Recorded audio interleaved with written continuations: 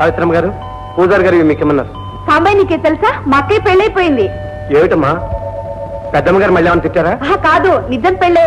వాళ్ళ అత్తగారు కూడా చూసుకున్నారు, బాగుందన్నారు. ఇక పెళ్ళే. మరి ముహూర్తం ఎప్పుడమ్మా? ఎప్పుడేమిట్రా, కప్పు వచ్చినా కళ్యాణం వచ్చినా ఆగుతుందా? తొందరలోనే. మంచిదమ్మా, వస్తాను.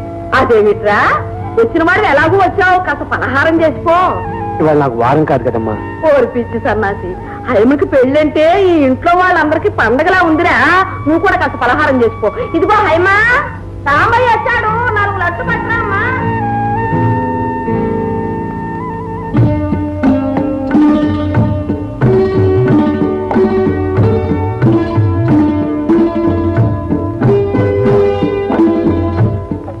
ఇవన్నీ నాకేనా అమ్మాయి గారు? అవునండి, మీ పెళ్లిగా. అమ్మాయి గారు ఇప్పుడే మహాలక్ష్మిలా ఉన్నారు.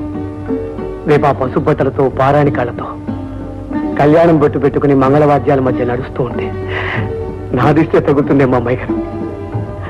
అది సరే, అబ్బాయి గారు చదువుకున్నవారేనా? ఆస్తి బాగా ఉందా? అయినా అవన్నీ పెద్దయ్య గారు విచారించి ఉంటారు అనుకోండి.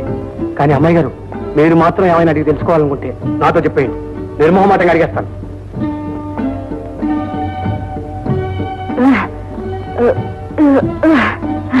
నిజంగా అమ్మాయి గారు, మీ పెళ్లి మాట వినేసరికి నేను ఎంత పొంగిపోయానో తెలుసా?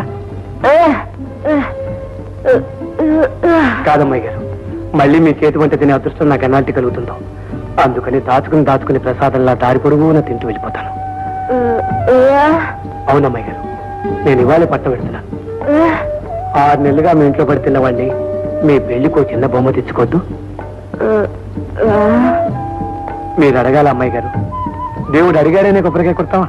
చూడండి, పట్టణంలో నా ప్రతాపం చూపించి మీకు మంచి బొమ్మ తీసుకొస్తాను.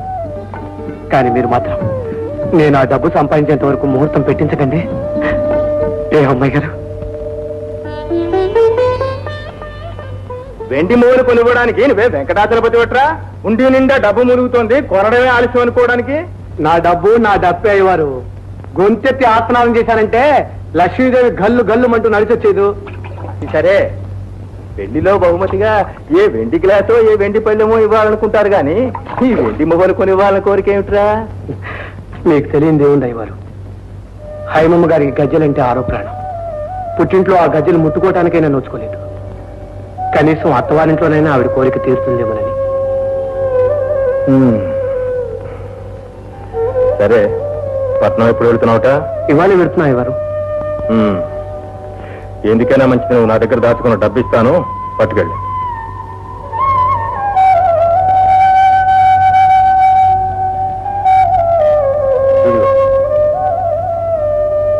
అదేమిటయ్యవారు, నేను దాచుకుని 20 కదా, 30 ఇచ్చారేమిటి?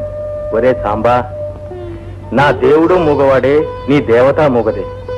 ఆ మూగదేవత కట్టే ముడుపులో నన్ను చేయవేయనీరా? అలాగే అయ్యవారు, నేను వెళ్ళొస్తాను. క్షేమంగా వెళ్ళిరా. జాగ్రత్త. చూడు, రాత్రింపగల్లో ఆ డబ్బు ధ్యాసలో పడి తిండి తిప్పలు మానేక వేల పట్టున 4 మెతుకులు నోట్లో వేసుకుంటూ ఉండు. అలాగే. ఆ తర్వాత ఆ చూర్ణం ఇచ్చాను చూడు, అది 2 పూట్ల ఇంత తేనెలో రంగరించుకొని.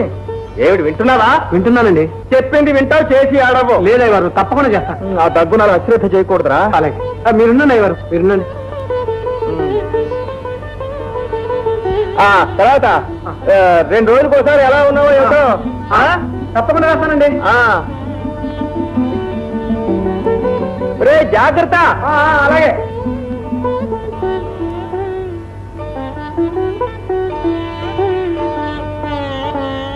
ఏమండి, వీటి ఖరీదంతా కొంచెం చూసి చెప్తారా? 232 రూపాయలయ్యా. ఏమండి, ప్రస్తుతానికి అంత డబ్బు నా దగ్గర లేదు. పోనీ బజానాకి 30 రూపాయలు ఉంచుకోండి, మిగతా డబ్బు 1 రోజుల్లో ఇచ్చేస్తాను. అంతవరకు అవి జాగ్రత్తగా అలాగే ఉంచుతారా? చాలా బాగుంది రామచంద్ర, ఇక్కడ అలాంటి వ్యాపారాలు ఏమీ చెయ్యబడవు. రొక్కం సుప్పగా ఇవ్వటం, వస్తువులు భద్రంగా తీసుకువెళ్ళడం, అంతేగాని రామచంద్ర. అది కాదండి, ఇవి పెళ్లి కానుగ్గా మా అమ్మాయి గారికి ఇవ్వాలి. ఎన్ని చోట్ల వెతికినా ఇలాంటివి దొరకలేదు. అందుకనే ఇంత ఇదిగా ప్రాధాయపడుతున్నాను. దయచేసి 1 వారం ఆగండి, తప్పకుండా కొంటాను. అలాగే లేవయా, వెళ్ళిరా. ఈ వారం రోజులు వీటిని బీరువాలో భద్రంగా దాచించుతా, సరేనా? అలాగే బాబు, మీ మేలు మర్చిపోలేను. వస్తా బాబు. పొద్దున్నే మంచి బలే బేరం దొరికింది రామచంద్ర.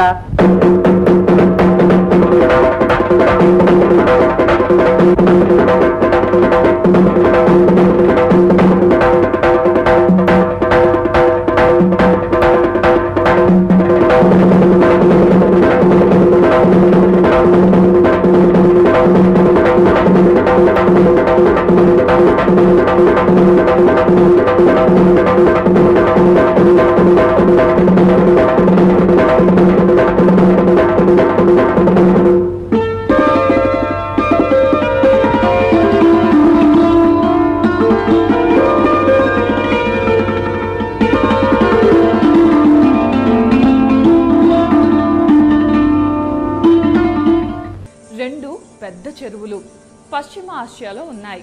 వీటిని అక్కడున్న ప్రజలు ఈ చెరువుల్ని సముద్రాలు అని పిలుస్తారు. కానీ అవి మాత్రం చెరువులే. ఈ రెండు చెరువులు కూడా ఒకే నది నుండి వచ్చిన నీళ్లతో ఏర్పడ్డాయి.